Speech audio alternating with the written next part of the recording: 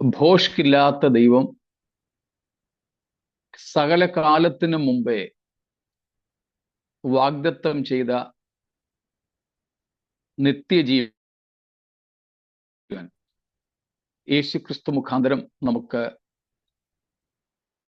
പ്രാപിക്കുവാൻ ഇടയാക്കിയ ദൈവത്തിന് സ്തോത്രം. നിത്യജീവനും നമ്മുടെ വീണ്ടെടുപ്പും സമാധാനവുമായ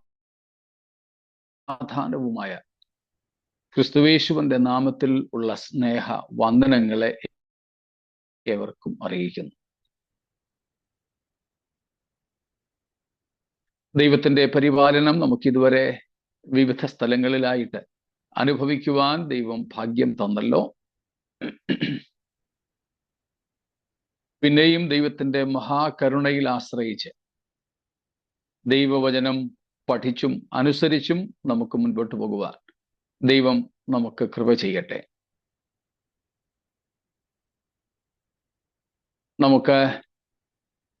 നമ്മൾ ചിന്തിച്ചും പഠിച്ചും വരുന്ന വേദഭാഗത്തേക്ക് പോകാം. കൂടെ നമുക്ക് വെളിപ്പാട് പുസ്തകം 9-ാമത്തെ അധ്യായം 13 മുതലുള്ള വാക്യങ്ങൾ വായിക്കാം.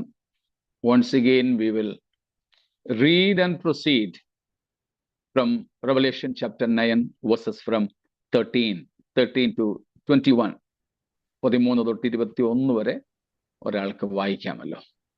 Then the sixth angel blew his trumpet, and I heard a voice from the four horns of the golden altar before God, saying to the sixth angel who had the trumpet, "Release the four angels who are bound at the great river Euphrates."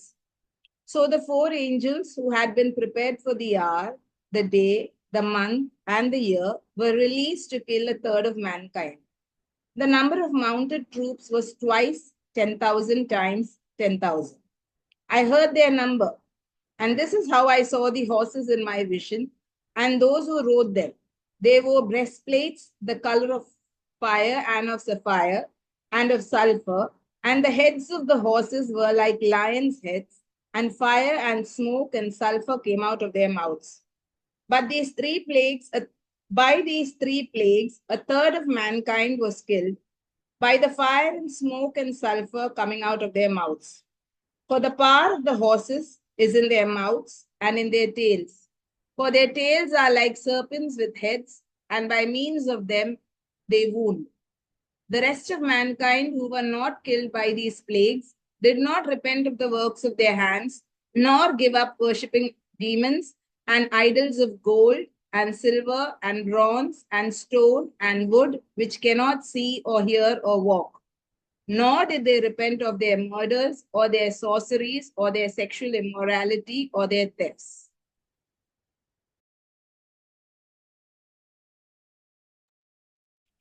Thank you, Annie sister. നാം വായിച്ച വേദഭാഗം വെളിപ്പാട് പുസ്തകം 9-ാമത്തെ അധ്യായത്തിൽ 13 മുതൽ ഉള്ള വാക്യങ്ങൾ. 8-ാം അധ്യായത്തിന്റെ 13-ാം വാക്യത്തിൽ പറഞ്ഞിരിക്കുന്നത് പോലെ രണ്ടാമത്തെ കഷ്ടമാണ്. 7 കാഹളങ്ങളുള്ള ദൂതന്മാരിൽ സെക്കൻഡ് ലാസ്റ്റ് 6-ാമത്തവൻ ഊതുന്നു കാഹളം. അപ്പോൾ നടക്കുന്ന സംഭവങ്ങളാണ്. അവിടെ നാം കണ്ടത് സ്വർണപീഠത്തിന്റെ കൊമ്പുകളിൽ നിന്ന്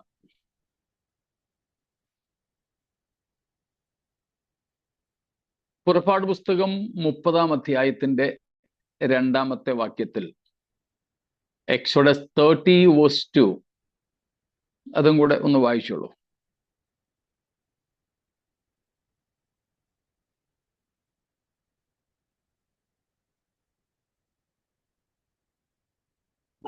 ഒരു മുഴം വീതിയുമായി സമചതുരവും 2 മുഴം ഉയരവും ആയിരിക്കും.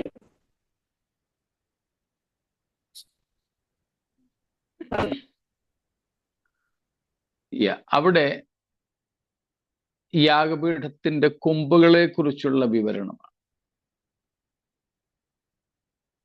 There we see the description about the horns of this altar. അതേക്കുറിച്ച് നമ്മൾ നേരത്തെ കണ്ടിരുന്നല്ലോ. അപ്പോൾ അവിടെ നിന്നും കേൾക്കുന്ന ശബ്ദം, നമ്മൾ ഇന്നലെയും കണ്ടത് സ്വർണപീഠം അല്ലെങ്കിൽ സ്വർണ ധൂപപീഠം എന്നതുകൊണ്ട് പ്രധാനമായും ദൈവത്തിന്റെ സാന്നിധ്യം, or else we can understand the very mercy seat of God, very throne of grace, Kripasanam എന്ന് തന്നെ നമുക്ക് ഈ സ്വർണ ധൂപപീഠത്തെ മനസ്സിലാക്കാം. വിശുദ്ധന്മാർ അർപ്പിക്കുന്ന പ്രാർത്ഥനകൾ സ്വീകരിക്കപ്പെടുന്ന സ്ഥലം. ആ പ്രാർത്ഥനകൾ സ്വീകരിക്കപ്പെടുന്ന സ്ഥലം എന്നതുകൊണ്ട് ഒരു പ്രത്യേക സ്ഥലമോ ഒരു പ്രത്യേക സാധനമോ ഒന്നുമല്ല, ദൈവത്തിന്റെ സാന്നിധ്യം തന്നെയാണത് എന്ന് നമ്മൾ മനസ്സിലാക്കുക. അതുകൊണ്ടാണ് നാം അതിനെ മെഴ്സി സീറ്റ് അല്ലെങ്കിൽ കൃപാസനം എന്ന് തന്നെ മനസ്സിലാക്കുന്നത്. അപ്പോൾ അവിടെ നിന്ന് ഉണ്ടാകുന്ന ശബ്ദമാണ് നാം അവിടെ കേൾക്കുന്നത്. സ്തോത്രം.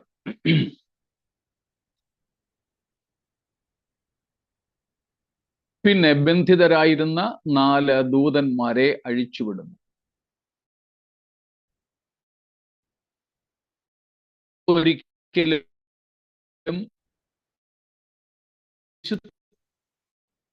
ദൂതന്മാരെ അഴിച്ചുവിടപ്പെടുന്ന ദൂതന്മാർ ദൈവത്തിന്റെ വിശുദ്ധ ദൂതന്മാർ അല്ല. No holy angels are bound, and therefore these 4 angels being released are not among the holy angels, but the fallen or the sinned or rebelled or satanic angels. സാത്താന്യ ദൂതന്മാരാണ് ഇവർ എന്ന് നമുക്ക് മനസ്സിലാക്കാം. കാരണം ദൈവത്തിന്റെ വിശുദ്ധ ദൂതന്മാർ ആരും ബന്ധനത്തിൽ ബന്ധനത്തിലല്ല. അവർ സ്വതന്ത്രരാണ്, അവർ ദൈവസന്നിധിയിലാണ്. അവർക്കൊക്കെ ദൈവം ഓരോ റെസ്പോൺസിബിലിറ്റി എന്നോ അപ്പോയിന്റ്മെന്റ്സ് എന്നോ ഒക്കെ പറയാം, ഉത്തരവാദിത്വങ്ങൾ അല്ലെങ്കിൽ നിയമനങ്ങൾ നൽകിയിട്ടുണ്ട്. അവരെല്ലാം ഒരു തരത്തിൽ അല്ലെങ്കിൽ മറ്റൊരു തരത്തിൽ ദൈവിക ശുശ്രൂഷയിൽ പങ്കാളികളാണ്, ദൈവത്തിന്റെ സേവനത്തിൽ പങ്കാളികളാണ്. All the holy angels are engaged or they are busy with serving God in different capacities. God appointed them all. ഇവിടെ നാം കാണുന്ന 4 ദൂതന്മാർ, അവർ നേരത്തെയും നമ്മൾ പഠിച്ചതുപോലെ ഈ സാത്താന്യ ദൂതന്മാരുടെ പോലും അല്ലെ സാത്താന്റെ പോലും നിയന്ത്രണം ദൈവത്തിന്റെ പക്കൽ തന്നെയാണ്.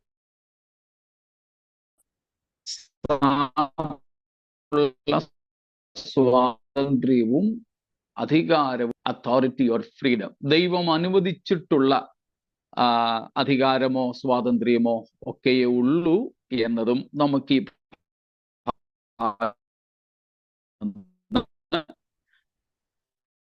മനസ്സിലാക്കാം. സ്തോത്രം. അപ്പോൾ അക്ഷരീകമായി തന്നെ ബാബിലോൺ ഇടയ്ക്കിടയ്ക്ക് കട്ടായി പോകുന്നുണ്ട്, എല്ലാം കിട്ടുന്നില്ല അല്ലേ?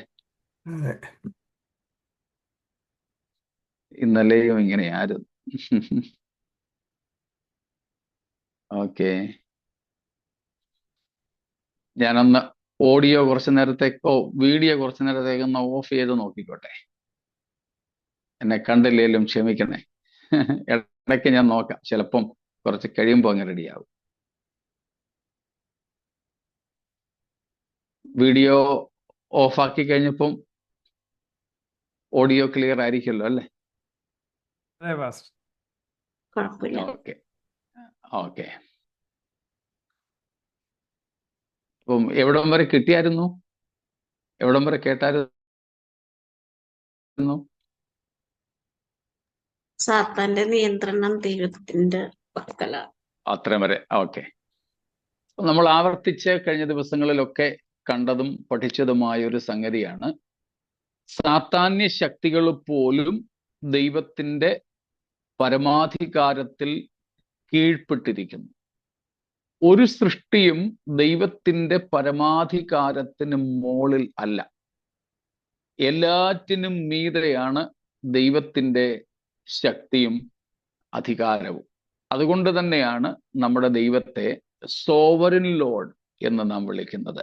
പരമാധികാരിയായ ദൈവം, സർവശക്തനായ ദൈവം. സ്തോത്രം. ഇപ്പം ഓഡിയോ വ്യക്തമാണോ? കുഴപ്പമില്ല.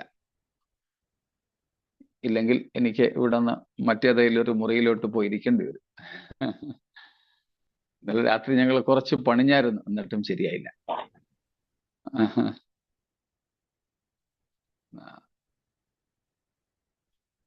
അപ്പോൾ ദൈവം സർവശക്തനാണ്, സകലത്തിനും മീതെ,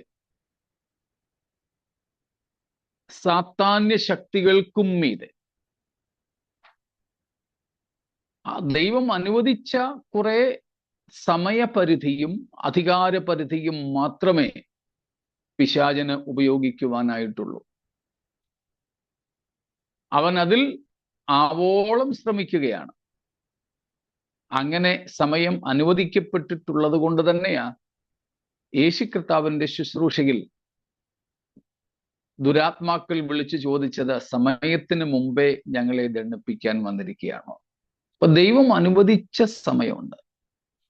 ആ സമയം അവസാനിക്കുന്നു എന്ന് സാത്താന് തന്നെ അറിയാം. അതിൽ അവൻ ഏറ്റവും കൂടുതൽ വേവലാതിപ്പെടുന്നത് വെളിപ്പാട് 12-ാമത്തെ അധ്യായത്തിലാണ്. അവിടെ നാം കാണുന്നത്, അവൻ ഇനിയും അല്പകാലമേ ഉള്ളൂ എന്നറിഞ്ഞ് കോപത്തോടുകൂടെ, 10-ാമത്തെ വാക്യം ഒന്ന് വായിച്ചോളൂ, 12-ാമത്തെ അധ്യായത്തിന്റെ.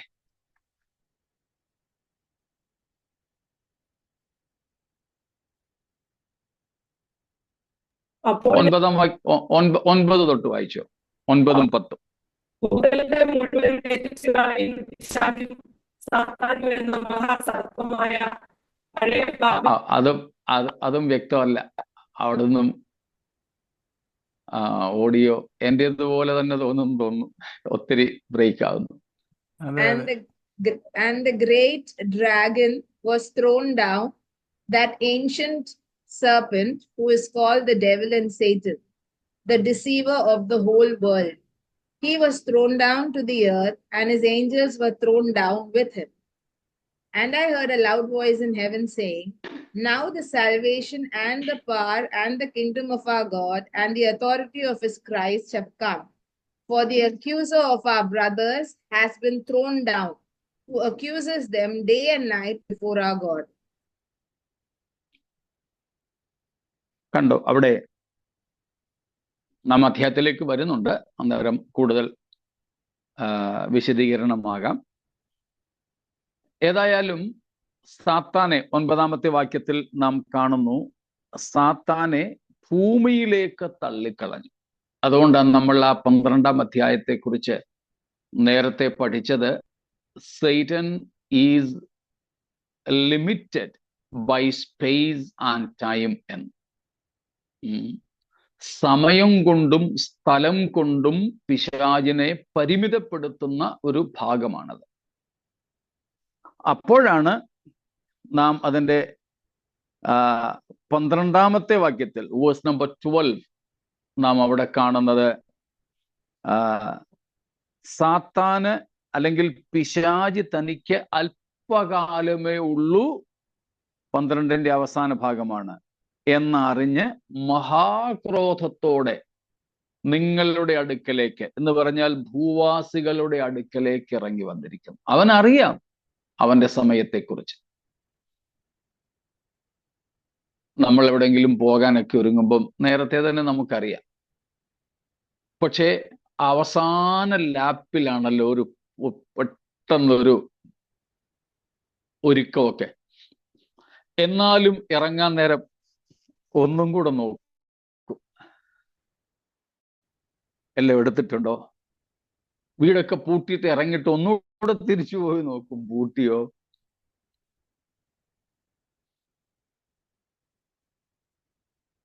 അപ്പം അവസാന സമയത്ത് പരീക്ഷ എഴുതുന്ന കുഞ്ഞുങ്ങൾക്ക് അവർക്ക് സമയത്തെക്കുറിച്ച് അറിയാമെങ്കിലും ആ അവസാനത്തെ ഒരു ഇൻഫോർമേറ്റീവ് ബെൽ, ഇനി 5 മിനിറ്റേ ഉള്ളൂ, എല്ലാം പിൻ ചെയ്തോ, അടുക്കിപ്പെറുക്കിക്കോ, അപ്പോഴാണ് കുറെ കൂടെ ആശങ്ക. ഇതുപോലെ തന്നെ സാധാരണ കാര്യങ്ങൾ ഇപ്പോഴേ അറിയാമെങ്കിലും ആ അവസാന നിമിഷങ്ങളിലേക്ക് വരുമ്പോഴാ ഇനിയും ഒത്തിരി ചെയ്യാനുണ്ടല്ലോ എന്നൊക്കെയുള്ള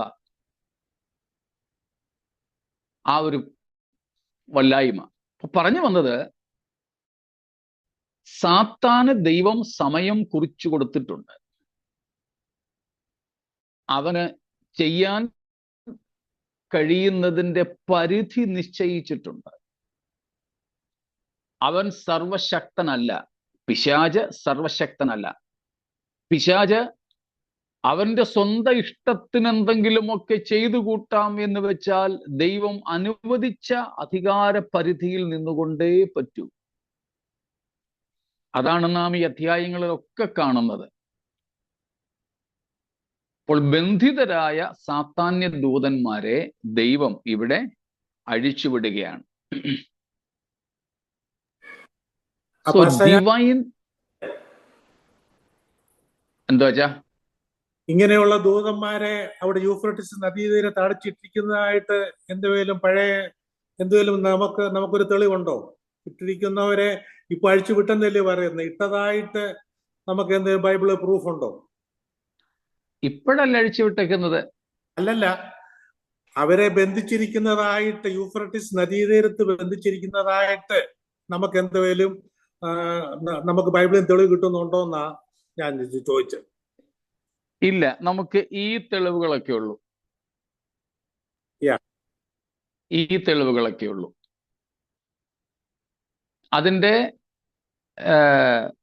എന്താണ് പറയുന്നത്, സൂചനകളിലേക്ക് പോകുന്നതാണ് ഞാൻ ഇന്നലെ പറഞ്ഞത്.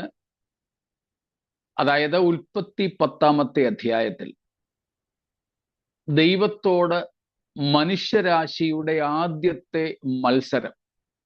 ഇനി അവര് മത്സരം എന്ന നിലയിൽ ആയിരിക്കില്ല ഒരു പക്ഷെ ചെയ്തത്, എന്നാൽ ദൈവീക പദ്ധതികളോടുള്ള അവരുടെ മത്സരവും. ഇനിയും ദൈവം ഒരു ന്യായവിധി പ്രളയം പോലെ വരുത്തിയാൽ ദൈവത്തെ തോൽപ്പിക്കാനുള്ള പദ്ധതിയുടെ ആവിഷ്കാരവുമായി ജനങ്ങൾ ഒന്നിച്ചുകൂടി പരിപാടികൾ ഇണക്കിയത് ഈ പറയുന്ന യൂഫ്രട്ടീസ് തീരമായ പൊട്ടമിയിലായിരുന്നു. Mesopotamia, hippopotamus, again lagging. Okay, ഞാൻ എന്നാൽ വീഡിയോ വീണ്ടും ഓഫ് ചെയ്യാം, sorry. Mesopotamia, between two rivers, meso. അപ്പം ആ ഒരു പ്രത്യേക നദീതടം, ആ പ്രത്യേക സിവിലൈസേഷൻ, പ്രത്യേക ആ നഗര സംസ്കാരത്തിന്റെ തൊട്ടിൽ മെസപ്പൊട്ടേമിയ. സോഷ്യോളജിക്കലി, ആന്ത്രപ്പോളജിക്കലി ഒക്കെ ശരിയായിട്ടുള്ള കാര്യമാണത്. നരവംശാസ്ത്രമനുസരിച്ചും സാമൂഹിക ശാസ്ത്രമനുസരിച്ചുമൊക്കെ മാനുഷിക സംസ്കാരം, നഗര സംസ്കാരമൊക്കെ ആരംഭിക്കുന്ന സ്ഥലങ്ങളാണവ. അവിടെ നിന്നായിരുന്നു നമ്മുടെ പൂർവ്വപിതാവായ അബ്രഹാമിനെ ദൈവം വിളിച്ചിറക്കിയത്. അതേക്കുറിച്ചൊക്കെയാണ് സ്തേഫാനോസും അപ്പോസ്തലപ്രവൃത്തികൾ 7-ാമത്തെ അധ്യായത്തിൽ പറഞ്ഞത്. അപ്പോൾ അവിടെ നിന്നായിരുന്നു മനുഷ്യന്റെ ദൈവത്തിനെതിരായ പ്രവർത്തനങ്ങൾ ആരംഭിച്ചത്. ദൈവത്തിനെതിരായ മത്സരം ആരംഭിച്ചത്. ഭൂമിയിലെങ്ങും പെറ്റുപെരുകുക എന്ന സൃഷ്ടിയുടെ ഉദ്ദേശത്തിനെതിരായി ഒരുമിച്ച് ഒരിടത്ത് തന്നെ പാർക്കുക എന്ന മാനുഷിക പ്രവർത്തനത്തിന് തുടക്കം കുറിച്ചതും ഈ സ്ഥലത്ത് നിന്ന്. പിന്നീട് ഇങ്ങോട്ട് നാം നോക്കിയാൽ എക്കാലത്തും ദൈവിക പദ്ധതികളോട് മറുത്തു നിൽക്കുന്ന ഒരു സ്ഥലമായി നമുക്ക് ഈ ബാബിലോണിനെ, ശിനാർ ഭാഗങ്ങളെ, മെസൊപ്പൊത്താമ്യയുടെ അല്ലെങ്കിൽ യൂഫ്രട്ടീസിന്റെ ആ നദീതടങ്ങളെ മനസ്സിലാക്കാൻ സാധിക്കും. പിന്നീട് ഇങ്ങോട്ട് വരുമ്പോഴാണ് വിഗ്രഹാരാധനയുടെ തൊട്ടിലായി, cradle of idolatry and immorality, ഇന്ന് നാം കാണുന്ന, പ്രത്യേകിച്ച് കത്തോലിക്ക സഭ ഏറ്റെടുത്തിരിക്കുന്ന തിരുക്കുടുംബം, ദ ഹോളി ഫാമിലി, കത്തോലിക്കരുടെ ഹോളി ഫാമിലി, ഈശോ, മറിയം, ഔസേപ്പ്, യോസേഫ് അപ്പച്ചനും മറിയ അമ്മച്ചിയും ഉണ്ണിയേശുവിനെ എടുത്തുകൊണ്ട് നിൽക്കുന്ന ഒരു ഫോട്ടോ ഉണ്ട്. തിരുക്കുടുംബം എന്നാണ് അതിനെ ക്രൈസ്തവ മുഴു ലോകവും വിളിക്കുന്നത്, ഹോളി ഫാമിലി. സത്യത്തിൽ അത് യോസേഫുമല്ല, മറിയയുമല്ല, ഉണ്ണിയേശുവല്ല. യേശുവിൻ്റെ ഒക്കെ ജനനത്തിനും നൂറ്റാണ്ടുകൾക്ക് മുമ്പ് മുതൽ ഈ ഒരു ചിത്രം ഉണ്ടായിരുന്നു. ഇത് നിമ്രോദിന്റെ വഴിപിഴച്ചുപോയ ഭാര്യ, നിമ്രോദിന്റെ മരണശേഷം അവിഹിത ബന്ധത്തിൽ പിറന്ന ഒരു കുഞ്ഞിനെ പുണ്യവൽക്കരിക്കുന്ന ഒരു ചിത്രമാണ്. നിമ്രോദാണ് വിഗ്രഹാരാധനയൊക്കെ തുടങ്ങി വെച്ചത്, ദൈവത്തോട് മത്സരം ആരംഭിച്ചത്. നിമ്രോദിന്റെ ഭാര്യയായിരുന്നു അതിലെ പ്രധാന കഥാപാത്രം. നിമ്രോദ് മരിച്ചു. മരിച്ചു കഴിഞ്ഞ് അപ്പോൾ നിമ്രോദ് ഒരു വീരനായിരുന്നു, അവരുടെ കൂട്ടത്തിൽ അവരുടെ നായകനായിരുന്നു, വീരനായകനായിരുന്നു. നിമ്രോദ് മരിച്ചു കഴിഞ്ഞിട്ട് തൻ്റെ ഭാര്യ അവിഹിത ബന്ധത്തിൽ ഗർഭം ധരിച്ചു. ഇതറിഞ്ഞ അവരുടെ ആരാധകർ അവരുടെ അസാൻമാർഗികതയെ ചോദ്യം ചെയ്തു. അവരെ പിച്ചിച്ചീന്തുമെന്ന അവസ്ഥയായപ്പോൾ അവർ പറഞ്ഞു, നിങ്ങളാരും പിണങ്ങരുത്, ഞാൻ ഒരു ദുഷ്ടസ്ത്രീ അല്ല, അവിഹിത ബന്ധത്തിലല്ല ഈ കുഞ്ഞ് പിറന്നിരിക്കുന്നത്, ഇത് സാക്ഷാൽ നിങ്ങളുടെ ദൈവമായ നിമ്രോദിന്റെ അവതാരമാണ്. നിമ്രോദ് മരിച്ചെങ്കിലും നിമ്രോദ് ഇപ്പോൾ എൻ്റെ ഗർഭത്തിൽ അവതരിക്കുകയാണ്. അത് പറഞ്ഞു ഫലിപ്പിക്കുവാൻ അവൾ വിജയിച്ചു. അങ്ങനെ അവിഹിത ബന്ധത്തിൽ പിറന്ന ആ കുഞ്ഞിനെ നിമ്രോദിന്റെ മരണശേഷം നിമ്രോദിന്റെ ഭാര്യയിൽ തന്നെയുള്ള അവതാരമായി, ഇൻകാർണേഷനായിട്ട് അവൾ അവതരിപ്പിച്ചു. അങ്ങനെ ആ കുഞ്ഞാണ് ഈ ആകാശദേവതയുടെ കയ്യിലിരിക്കുന്നത്. അതിനെ പിൽക്കാലത്ത് റോമൻ കത്തോലിക്ക മതം, ഈ ബാബിലോണ്യ മതത്തെ സ്വീകരിച്ചതാണ് ഇന്ന് ലോകമെമ്പാടും തിരുക്കുടുംബം എന്ന നിലയിൽ അറിയപ്പെടുന്ന ഒരു സ്ത്രീയും പുരുഷനും തലയിൽ ഒരു കിരീടമൊക്കെ വെച്ചുകൊണ്ട് നിൽക്കുന്ന സ്ത്രീയും കയ്യിലിരിക്കുന്ന കുഞ്ഞും. നമ്മൾ നേരത്തെ യെഹെസ്കേലിൽ നിന്ന് കണ്ടു, ആ കുഞ്ഞിന്റെ പേര് ബാബിലോണ്യ മതം വെച്ച് തമ്മൂസ് എന്നാണ്. തമ്മൂസ്, അല്ലാതെ മറിയയുമല്ല, യോസേഫുമല്ല, യേശുവുമല്ലത്. അപ്പൊ ഇതിന്റെ എല്ലാം ഉത്ഭവം എവിടെയാ? മെസൊപ്പൊത്താമിയ, ബാബിലോൺ, ശിനാർ, അത് യൂഫ്രട്ടീസിന്റെ നദീതടമാണ്. അപ്പോൾ അവിടെ മുതലേ നാം ഈ സംഗതികൾ കാണുന്നുണ്ട്. പിന്നീട് വെളിപ്പാട് പുസ്തകം വരെയും ബാബിലോണിനെ ദുഷ്ടതയുടെ പ്രതീകമായി എടുത്തു കാണിക്കുവാനും ഇതാണ് കാരണം.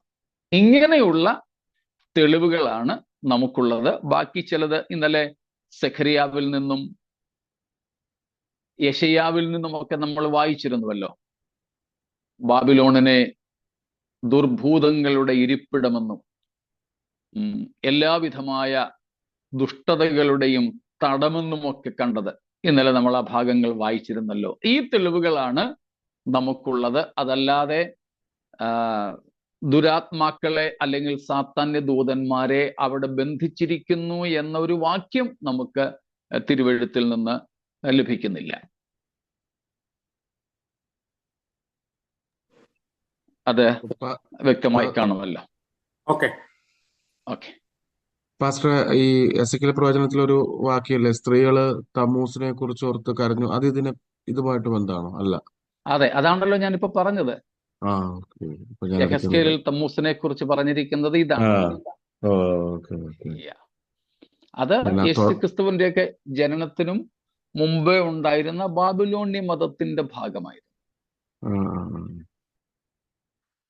അതുകൊണ്ടാ ഇതുമായിട്ടൊക്കെ ബന്ധപ്പെട്ടാണ് ഉണ്ണുണ്ണി സാറ് പണ്ട് മർമ്മം മഹരിയാം ബാബിലോൺ എന്ന പുസ്തകമൊക്കെ എഴുതിയതും അതിനകത്ത് ഈ പറയപ്പെടുന്ന തിരുക്കുടുംബം, ക്രിസ്തുമസ്, ഈസ്റ്റർ തുടങ്ങി ക്രൈസ്തവ ലോകത്തുള്ള പല ഉത്സവങ്ങൾ, പല എന്താണ് പറയുന്നത്, പെരുന്നാളുകൾ ഉൾപ്പെടെ ഉള്ളവയെല്ലാം ഈ ബാബിലോണ്യ മതത്തിൽ നിന്നും സ്വീകരിച്ചവയാണ്. അത് ബാബിലോണ്യ മതം, പിന്നീട് റോമാ മതം, ഇതിന്റെ ഒക്കെ ഭാഗമായിരുന്നു. അടിസ്ഥാനം ഈ പറയപ്പെട്ട ശിനാർ തന്നെയാണ്. അതുകൊണ്ടാണ് 10-ാം അധ്യായം ഉൽപ്പത്തിയിൽ നമ്മൾ കാണുന്ന ശിനാർ ദേശത്തേക്ക് തന്നെ അങ്ങ് രാജാക്കന്മാരുടെയും ദിനവൃത്താന്ത പുസ്തകങ്ങളുടെയും അവസാന അധ്യായങ്ങളിൽ, അല്ലെങ്കിൽ ദാനിയേൽ ആദ്യത്തെ അധ്യായത്തിൽ കാണുന്നത് പോലെ നെബൂഖദ്നേസർ യെരുശലേം ദേവാലയത്തിലെ പാത്രങ്ങളുമൊക്കെ എവിടെ കൊണ്ടുവച്ചു? സമഭൂമിയിൽ. ഷീനാർ സമഭൂമിയിൽ അവരുടെ ദൈവത്തിന്റെ ആലയത്തിൽ കൊണ്ടുവച്ചു. അവരുടെ ദൈവത്തിന്റെ ക്ഷേത്രം അവിടെയായിരുന്നു. അതുകൊണ്ടാണ് capital of all idolatry and immorality എന്ന് ബാബിലോണിനെ വിളിക്കുന്നത്. സകല ദുഷ്ടതകളുടെയും അസാൻമാർഗികതകളുടെയും അശുദ്ധിയുടെയും വിഗ്രഹാരാധനകളുടെയും തടം അല്ലെങ്കിൽ തലസ്ഥാനം എന്നൊക്കെ ബാബിലോണിനെ ബൈബിൾ സംബോധന ചെയ്യുന്നത്. വിഗ്രഹാരാധികളായ ഇസ്രായേൽ യഹൂദ മക്കൾ, ഇസ്രായേൽ അതിന് മുമ്പ് തന്നെ അശ്ശൂരിൻ അടിമകളായിപ്പോയി. ഏറ്റവും ഒടുവിൽ യഹൂദ വിഗ്രഹാരാധനയ്ക്ക് അടിമപ്പെട്ട് മാനസാന്തരപ്പെടുവാൻ മനസ്സില്ലാതെ നിന്നപ്പോൾ ദൈവം അവരെ കൊണ്ടുപോയത് വിഗ്രഹാരാധനയുടെ തലസ്ഥാനത്തേക്ക് തന്നെ. നമ്മൾ റോമാലേഖനം 1-ാം അധ്യായത്തിൽ നിന്നും ഒരിക്കൽ പഠിച്ചു, ഒരിക്കലല്ല പലപ്പോൾ നമ്മൾ ചിന്തിച്ചു, ദൈവം ചിലരെ പാപത്തിൽ കൈവിടുന്ന കാര്യം. പാപത്തിൽ നിന്നും മാനസാന്തരപ്പെടാൻ മനസ്സില്ലെങ്കിൽ ദൈവം അവരെ പാപത്തിന്റെ അടിത്തട്ടിലേക്ക് തള്ളിവിട്ടുകളെ. യഹൂദയുടെ ഉദാഹരണം നമ്മൾ അതിനെടുത്തു. വിഗ്രഹാരാധന വിട്ടുതിരിയാത്ത യഹൂദയെ വിഗ്രഹാരാധനയുടെ തലസ്ഥാന നഗരിയിലേക്ക് തന്നെ, ബാബിലോണിലേക്ക് തന്നെ അയച്ചു. ഇനിയും സുഖമായിട്ട് പോയി നിങ്ങൾ വിഗ്രഹത്തെ ആരാധിച്ചു എന്ന് പറഞ്ഞു. അത് ദൈവത്തിന്റെ ഒരു പദ്ധതി. അപ്പോൾ ബാബിലോൺ ആ നിലയിൽ എക്കാലവും വിഗ്രഹാരാധനയുടെയും പാപത്തിന്റെയും ഒക്കെ അടിത്തട്ടായിട്ട് നിലനിന്നു. അതിനൊക്കെ ഒരു പ്രധാന കാരണം നമ്മൾ ബൈബിൾ മൊത്തമായിട്ട് പഠിച്ചു വരുമ്പോൾ ഈ സംഗതികളാണ്. ദുരാത്മാക്കളെ ദൈവം ബന്ധിച്ചിട്ടിരിക്കുന്ന ഒരു സ്ഥലവും കൂടെയാണ് ഇത്. ഇത്രയും വ്യക്തമാണല്ലോ.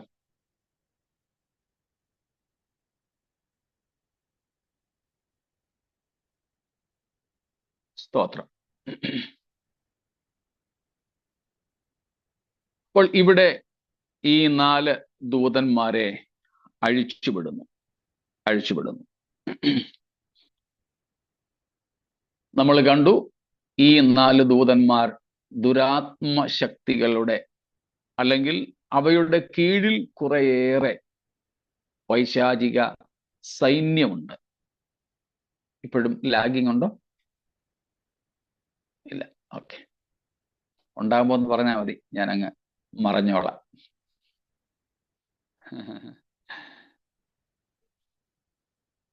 അപ്പൊ ഈ 4 ദൂതന്മാർ ഇവയുടെ നേതാക്കന്മാരായിരുന്നു.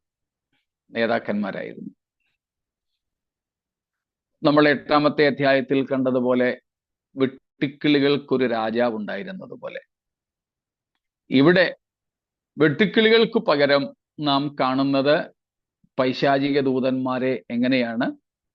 കുതിരപ്പടകളായിട്ട്. കുതിരപ്പടകൾ. ആ കുതിരപ്പടകളെ കുറിച്ച് നമ്മൾ കാണുന്നു. എത്രയാ അവരുടെ സംഖ്യ? എന്താ കൊടുത്തിരിക്കുന്നത്?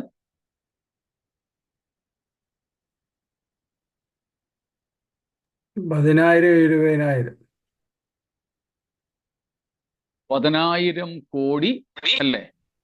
10,000 മടങ്ങ് 10,000 മടങ്ങ് 20,000. 20,000.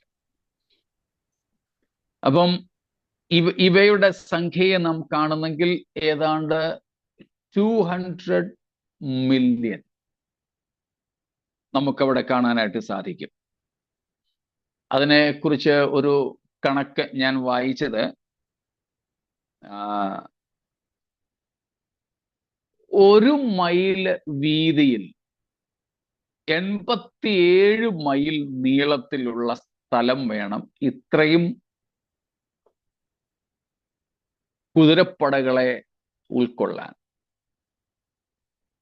1 mile plus 87 miles long. 1 mile വീതി, 87 മൈൽസ് നീളം. ഇവയ്ക്കൊന്ന് നിൽക്കാനായിട്ട് വേണം. അപ്പം ഏതാണ്ട് 20 കോടി കുതിരപ്പടകളെയാണ് ഇവിടെ കാണുന്നത്. 20 കോടി. അന്നത്തെ ജനസംഖ്യ എത്ര ആകുമെന്ന് നമുക്കറിയില്ല. ഇന്നത്തെ ജനസംഖ്യ നമുക്കറിയാം അല്ലേ? ഏതാണ്ട് 850 കോടിയിലധികം, 850-നും 900-നും ഇടയിൽ കോടി ജനസംഖ്യയാണ് ഇന്നുള്ളത്. കർത്താവിന്റെ വരവിൽ എത്ര പേര് പോകുമെന്ന് നമുക്കറിഞ്ഞുകൂടാ. എന്നാലും ചില കോടികൾ കർത്താവിന്റെ വരവിൽ എടുക്കപ്പെടും.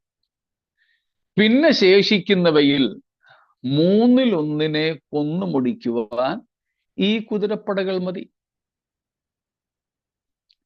ഇവയ്ക്കൊരു നാശവും സംഭവിക്കുന്നില്ല. ഇവ അദൃശ്യമായ പൈശാചിക ശക്തികളാകൊണ്ട് ഇവയ്ക്ക് ഒരു ദോഷവും ഉണ്ടാവുന്നില്ല. കാരണം ജീവനോടിരിക്കുന്ന, ശരീരത്തിൽ വസിക്കുന്ന മനുഷ്യർക്ക് ഈ ദുരാത്മശക്തികളെ ഒരു തരത്തിലും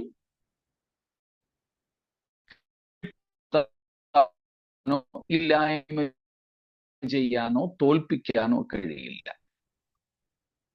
ഈ ശക്തി വരുന്ന ദുരാത്മാക്കളുടെ സൈന്യം അന്നുള്ള ലാഗിങ് ആണോ? Okay, sorry. എവിടം വരെ കേട്ടായിരുന്നു? എല്ലാം കേട്ടു. ഓക്കെ. അപ്പം ഈ ഏതാണ്ട് ഇത്രയും വരുന്ന കോടി, ഇത്രയും അധികം വരുന്ന ഈ കോടികൾ ആയിട്ട് വരുന്ന സാത്താന്യ ശക്തികൾ അന്ന് ജീവിച്ചിരിക്കുന്ന മനുഷ്യരിൽ 1/3 കൊല്ലുന്നു. 1/3 കൊല്ലുകയാണ്.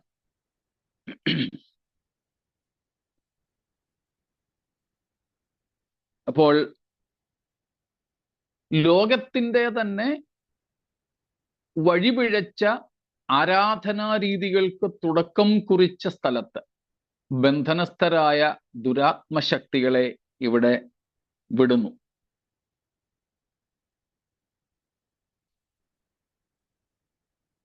ഒൻപതിൻ്റെ 15 വാക്യം.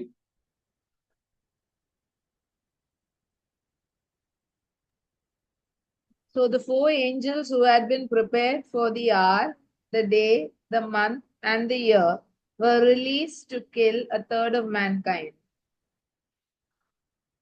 അവരെ, ഈ മനുഷ്യരെ കൊല്ലുവാനുള്ള ഈ സൈന്യത്തിന് ദൈവം പ്രത്യേക സമയം അനുവദിച്ചിട്ടുണ്ട്. The hour, the day, the month, and the year. ദൈവത്തിൻ്റെ പദ്ധതികൾ, അതായത് ദൈവം ചെയ്യുവാനിരിക്കുന്നതെല്ലാം ദൈവം നേരത്തെ തന്നെ പ്ലാൻ ചെയ്തതാണ്.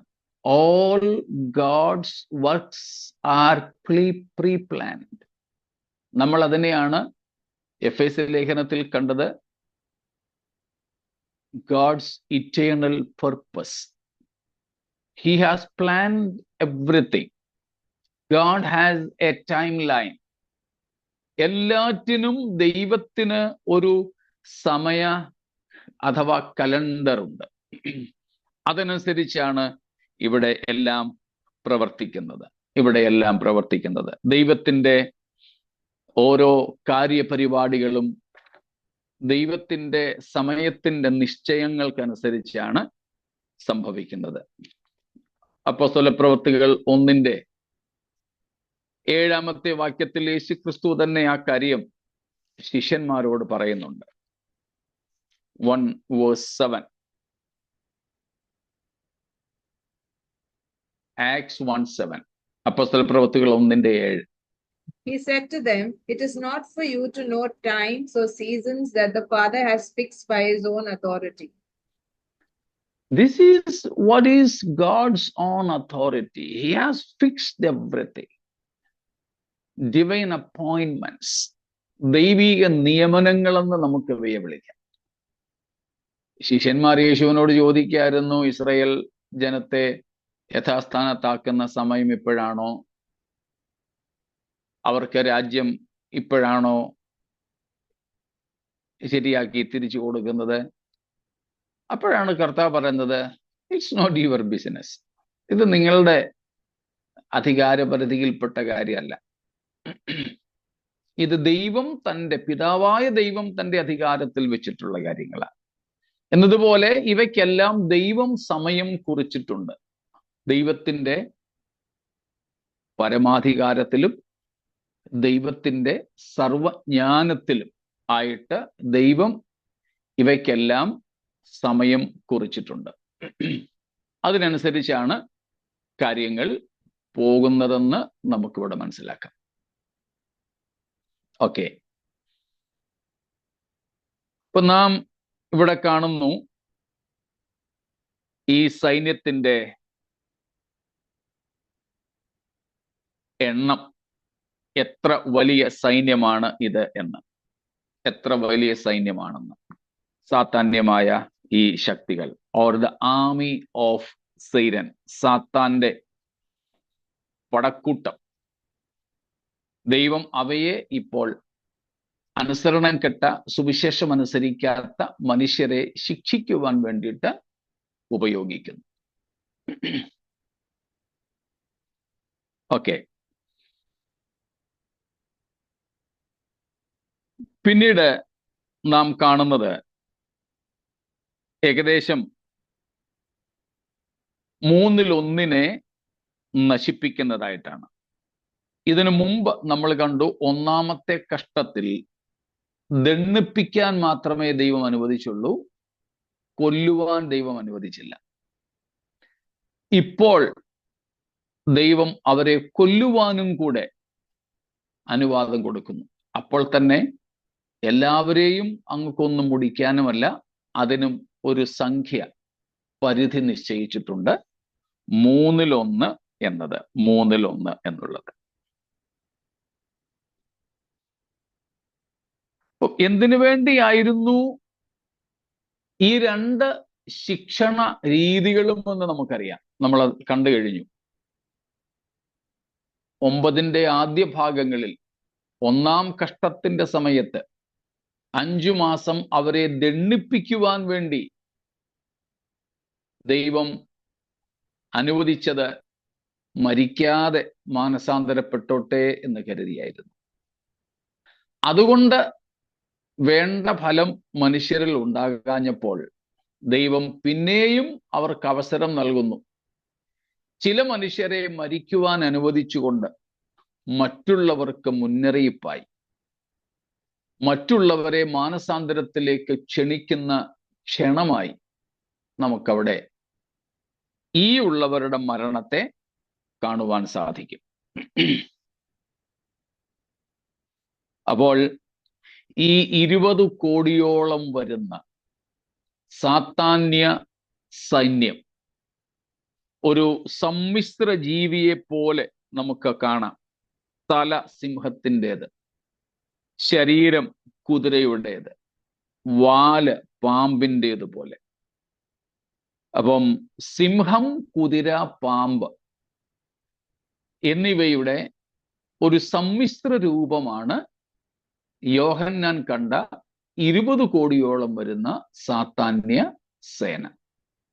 അവയെ കൊണ്ടാണ് ദൈവം അന്നത്തെ ജനസംഖ്യയിൽ 1/3 കൊല്ലുവാൻ അനുവദിക്കുന്നത്.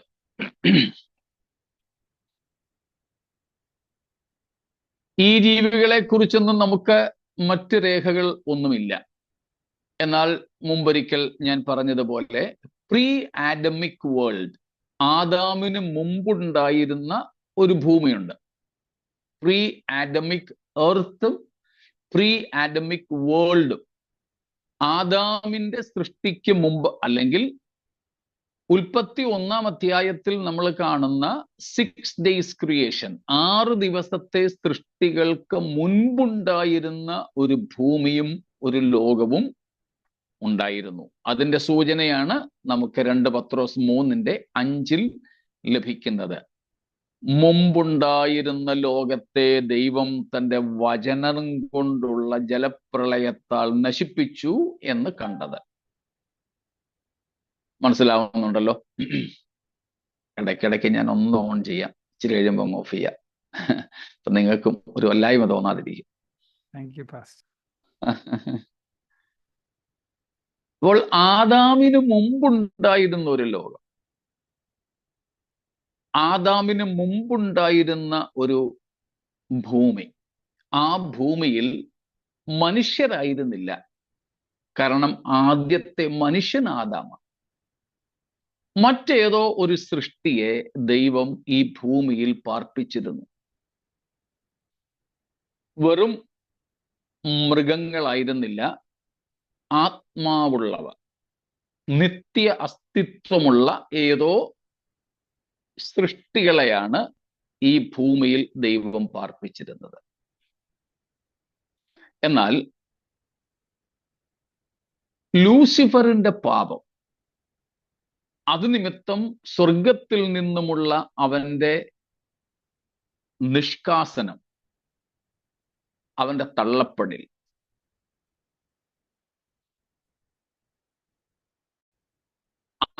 അത് നിമിത്തം അന്നത്തെ സൃഷ്ടി, അതുകൊണ്ട് ആ ലോകത്തെ ദൈവം എന്ത് ചെയ്തു?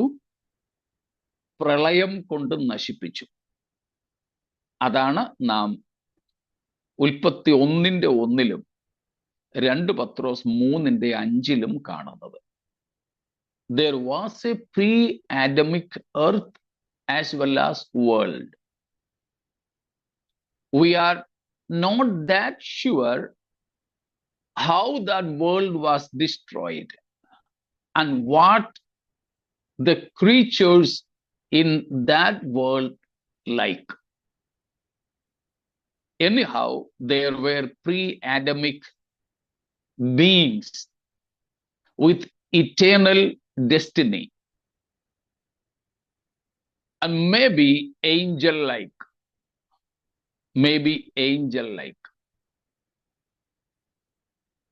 Anyhow, they had an eternal nature or an eternal existence. We are not sure of the descriptions of them, but we know it from Genesis 1:1 and then 2 Peter 3:5 following. Anyhow, those creatures as a whole committed sin against God, for which God condemned, judged that world. And that judgment and destruction was by floodwaters. Floodwaters.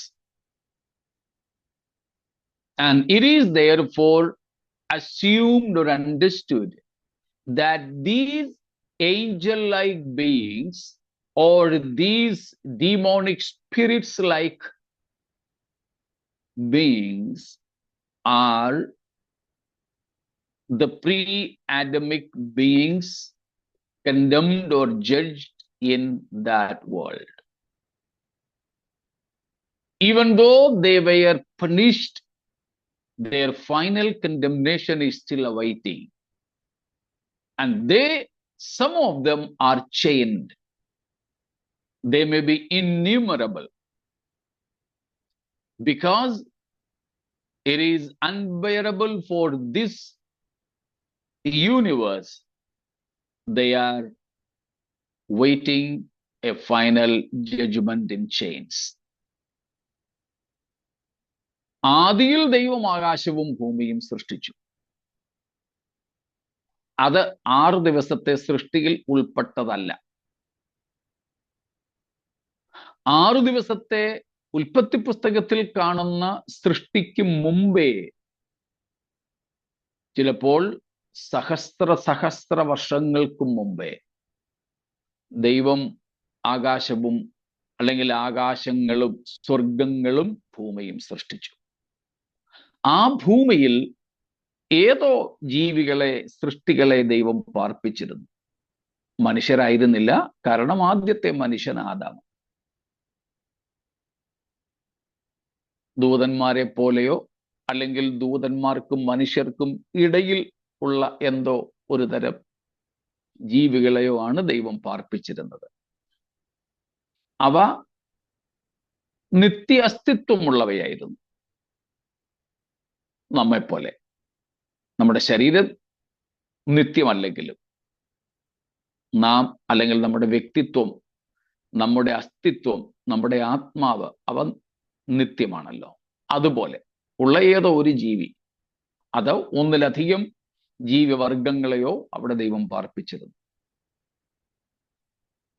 എന്നാൽ ലൂസിഫറോ അല്ലെങ്കിൽ അതുപോലെയുള്ള ദൂതന്മാരോ പാപം ചെയ്തതിനാൽ അവ ഭൂമിയിലേക്ക് തള്ളപ്പെട്ടു. അന്ന് ഭൂമിയിൽ ഉണ്ടായിരുന്ന ജീവികളും ഈ തള്ളപ്പെട്ട ദൂതന്മാരോടൊപ്പം പാപത്തിൽ അകപ്പെട്ടു. ദൈവം അവരെ മുഴുവനും പ്രളയം കൊണ്ട് നശിപ്പിച്ചു. അതുകൊണ്ടാണ് ഉൽപ്പത്തി 1:2 നാം വായിക്കുന്നത്, ഭൂമി പാഴും ശൂന്യവുമായിരുന്നു, ആഴത്തിന്മീതെ ഇരുളുണ്ടായിരുന്നു. 2 പത്രോസ്. ഓക്കെ, വീണ്ടും ലാഗിങ് ആയതുകൊണ്ട് ഞാൻ വീഡിയോ ഓഫ് ചെയ്തു.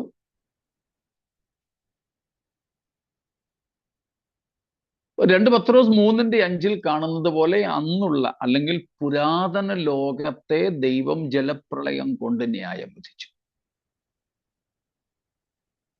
അങ്ങനെയാണ് ഭൂമി പാഴും ശൂന്യവുമായി, ഭൂമി മുഴുവനും ജലം കൊണ്ട്, വെള്ളം കൊണ്ട് നിറഞ്ഞിങ്ങനെ കിടന്നിരുന്നത്. അതെത്ര വർഷം അങ്ങനെ കിടന്നെന്നൊന്നും നമുക്കറിയില്ല. എത്രയും വർഷമാകാം.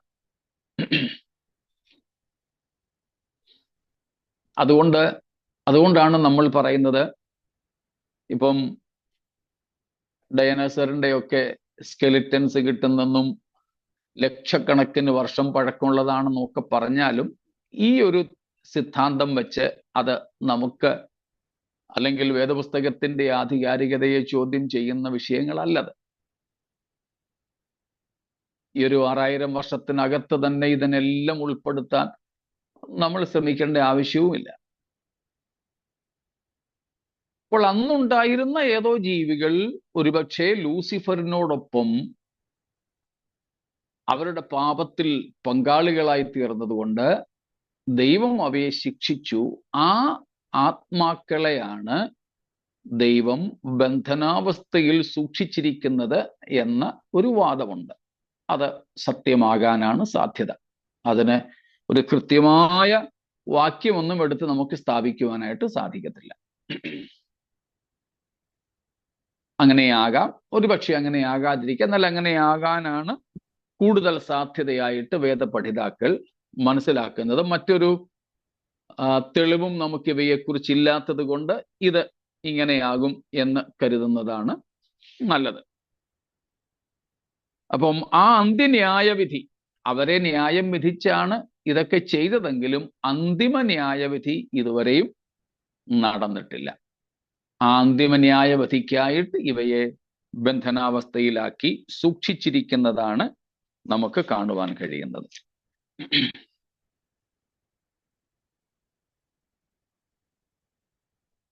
ഇത്രയും വ്യക്തമാണോ?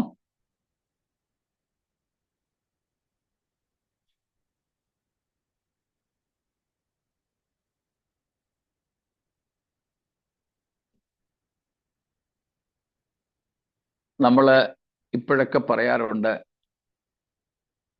ക്യാപിറ്റൽ പണിഷ്മെന്റ്, വധശിക്ഷയ്ക്ക് വിധിച്ചിരിക്കുന്നവനെ ലാത്തിക്ക് അടിക്കത്തില്ലെന്ന്, അല്ലെങ്കിൽ വധശിക്ഷയ്ക്ക് വിധിച്ച ഒരാളിനെ ഇത്ര വർഷം തടവിലിട്ടിട്ട് തൂക്കിക്കൊല്ലുക അല്ലെങ്കിൽ വെടിവെച്ച് കൊല്ലുക എന്ന് പറയാറില്ല. രണ്ട് ശിക്ഷ ഒരുമിച്ച് കൊടുക്കാറില്ല എന്നർത്ഥം. പക്ഷെ ഇവിടെ ഈ പ്രത്യേക മഹാപീഡന സമയത്ത് ദൈവം ഡബിൾ പണിഷ്മെന്റാ കൊടുക്കുന്നത്. രണ്ട് ശിക്ഷകൾ ഒരുമിച്ച് നൽകിയ. ഒന്നാമത്തെ ശിക്ഷ 5 മാസത്തെ ദണ്ഡനമായിരുന്നു, ടോർമെന്റേഷൻ ഫോർ 5 months, ഒന്നാം കഷ്ടത്തിൽ. പക്ഷെ ഇവിടെ ഇപ്പൊ രണ്ടാമത്തെ കഷ്ടത്തിൽ ക്യാപിറ്റൽ പണിഷ്മെന്റ്, വധശിക്ഷയും കൂടെ കൊടുക്കുക. കാരണം നമ്മൾ കണ്ടു, മാനസാന്തരം ഇല്ലായ്മ കൊണ്ടാണ്.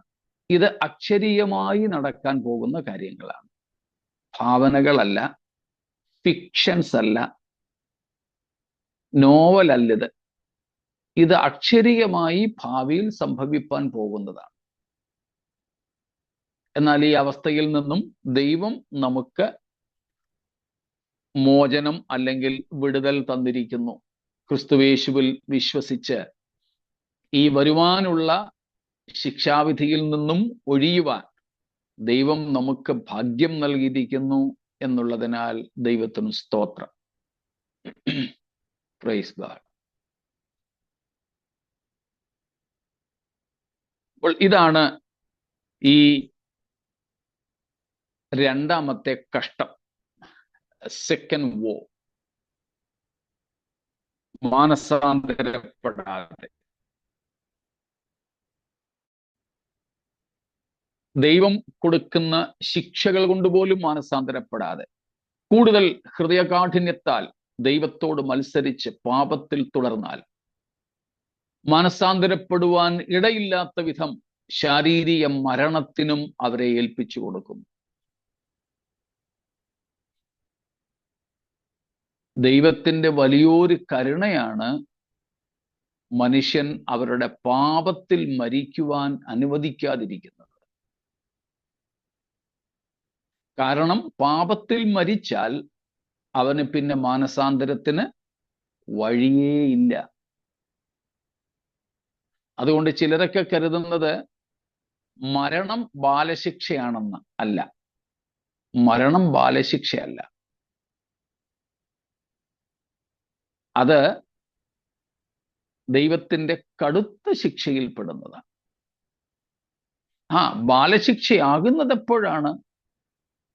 ഒരുവൻ വിശുദ്ധനായിട്ട് തന്നെ ഇരിക്കുന്ന സമയത്ത് അവന്റെ ജീവിതത്തിൽ മരണത്തെ ദൈവം അനുവദിക്കുന്നെങ്കിൽ അത് അവനോടുള്ള ദൈവത്തിന്റെ കരുണയുടെ ഒരു കരമായിട്ട് കാണാം.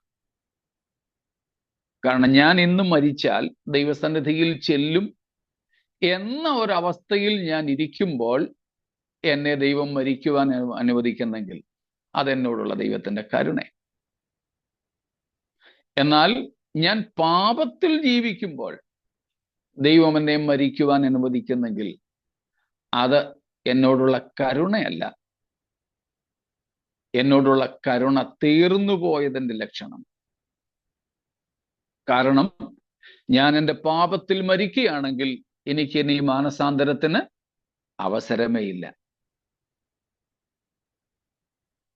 അതുകൊണ്ട് ചിലര് നമ്മുടെ തിരുവത്താഴ ഭാഗത്ത് പൗലോസ് പറയുന്ന 1 കൊരിന്ത്യർ 11 അധ്യായത്തിലെ അയോഗ്യമായ അപ്പം തിന്നുകയും പാനപാത്രം കുടിക്കുകയും ചെയ്യുന്നവർ ചിലർ രോഗികളും ബലഹീനരും ആകുന്നതും ചിലർ നിദ്ര കൊള്ളുന്നതിനെയും കുറിച്ച് പറയുമ്പോൾ, അപ്പോൾ അവിടുത്തെ നിദ്ര അഥവാ മരണം ബാലശിക്ഷയാണല്ലോ എന്ന നിലയിൽ ചിന്തിക്കുന്നുണ്ട്. അതുകൊണ്ടാണ് പറഞ്ഞത്, ഒരിക്കലും ഒരു പാപിയുടെ ശാരീരിക മരണം ബാലശിക്ഷയേ അല്ല. കാരണം അതോടുകൂടെ അവന് മാനസാന്തരത്തിനുള്ള അവസരം എന്നേക്കുമായി നിഷേധിക്കപ്പെടുകയാണ്. ബാലശിക്ഷയാണെങ്കിൽ അവന് മാനസാന്തരത്തിന് വീണ്ടും അവസരമുണ്ടാകുന്നു എന്ന് മാത്രമല്ല, കൂടുതൽ വിശുദ്ധനാകാനുള്ള അവസരവും കൂടെ അവന് നൽകപ്പെടുകയാണ്.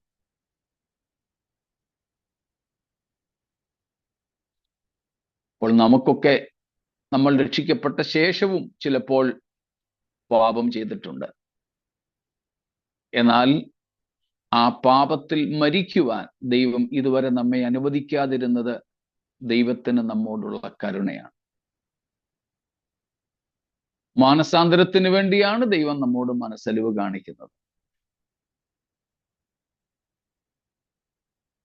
ആ അവസരങ്ങളെ നാം മാനസാന്തരത്തിനും വിശുദ്ധീകരണത്തിനും യേശുക്രിസ്തുവിന്റെ സ്വഭാവത്തോട് അനുരൂപരാകുന്നതിനും വേണ്ടിയിട്ട് ഉപയോഗിക്കുകയാണ്. ഇല്ലെങ്കിൽ അത് നമുക്ക് കടുത്ത ശിക്ഷയ്ക്ക് കാരണമാകും.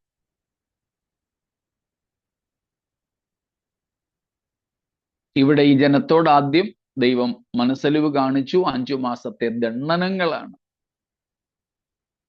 സഫറിങ്സ്, അഫ്ലിക്ഷൻസ് ആണ് നൽകിയത്. പക്ഷെ അതിൽ മാനസാന്തരപ്പെടാതിരുന്നപ്പോഴാണ് മരണമെന്ന ശിക്ഷ കൂടെ അവർക്ക് നൽകിയത്. നമ്മെ ആ അവസ്ഥകളിൽ നിന്നും വിടുവിച്ചിരിക്കുന്നത് ഓർത്ത് ദൈവത്തിന് സ്തോത്രം ചെയ്യുന്നു. ഈ ജനം ഇതൊക്കെ കൊണ്ടും മാനസാന്തരപ്പെട്ടില്ല എന്നതാണ് കൂടുതൽ ശിക്ഷയ്ക്ക് കാരണമാകുന്നത്.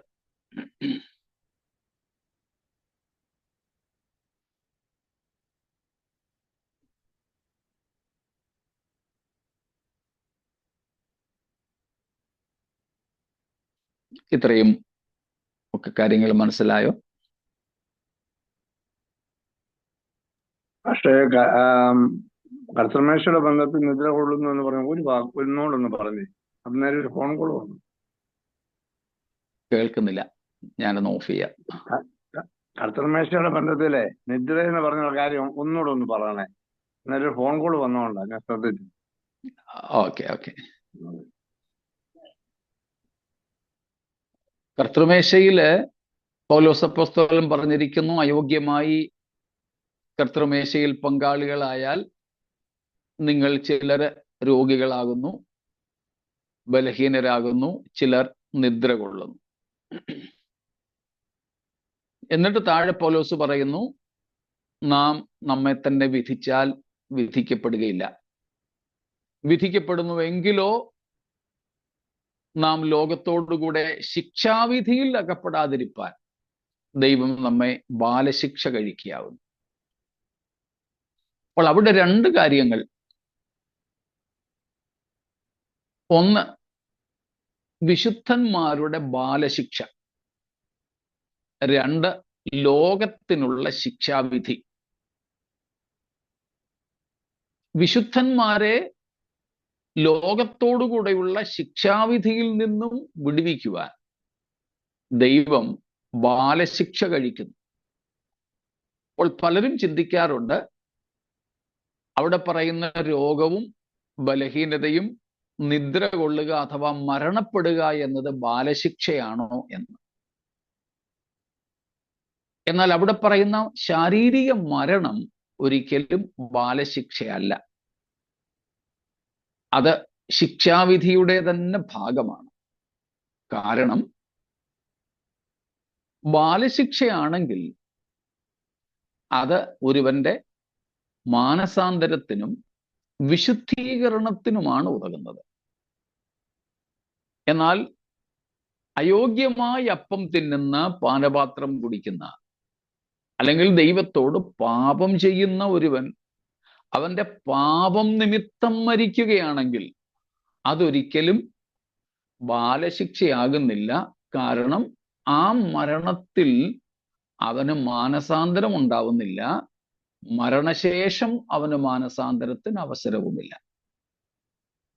അതുകൊണ്ട് ഒരിക്കലും ദൈവത്തിന്റെ ബാലശിക്ഷയായിട്ട് ശാരീരിക മരണം സംഭവിക്കുന്നില്ല, പ്രത്യേകിച്ച് പാപം ചെയ്ത ഒരുവൻ. എന്നാൽ ഒരു വിശുദ്ധനായ ഒരുവൻ, അതാണ് ഞാൻ പറഞ്ഞത്, ഞാൻ ഇന്ന് മരിച്ചാൽ ദൈവസന്നിധിയിൽ ചെല്ലും എന്നുണ്ടെങ്കിൽ ദൈവം എന്നോട് കരുണ ചെയ്തിട്ട് എന്നെ മരണത്തിന് ഏൽപ്പിക്കാം. കാരണം ഞാൻ നാളെ ജീവിച്ചിരുന്ന് പാപത്തിൽ വീഴുന്നതിനേക്കാൾ ഇന്ന് നിത്യതയ്ക്ക് അവകാശിയാകാൻ പറ്റുന്ന സമയത്ത് തന്നെ മരിച്ച് ദൈവത്തോടുകൂടെ എത്തുന്നതാണ് ദൈവത്തിന് പ്രിയം. അതൊരു വിശുദ്ധനെ സംബന്ധിച്ച് ശാരീരിക മരണവും ബാലശിക്ഷയുടെയോ അല്ലെങ്കിൽ കരുണയുടെയോ ഭാഗമാകാം. എന്നാൽ പാപം ചെയ്ത ഒരുവനെ സംബന്ധിച്ച് ശാരീരിക മരണം, പാപത്തിലുള്ള ഒരുത്തന്റെ മരണം ഒരിക്കലും ബാലശിക്ഷയുടെ ഭാഗം അല്ല. കാരണം അവന് പിന്നെ മാനസാന്തരത്തിന് അവസരമില്ല. ഇതായിരുന്നു ഞാൻ പറഞ്ഞത്.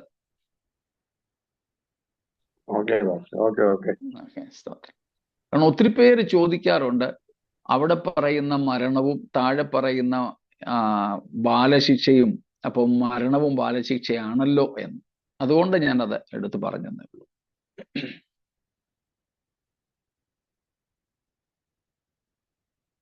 അപ്പം കർത്താവ് നമ്മെ നമ്മുടെ പാപങ്ങളിൽ മരിക്കുവാൻ അനുവദിക്കാതെ ഇന്നുവരെ സൂക്ഷിച്ച ദൈവത്തിന്റെ വലിയ കരുണയ്ക്കായി ദൈവത്തിന് സ്തോത്രം ചെയ്യുന്നു. Praise God.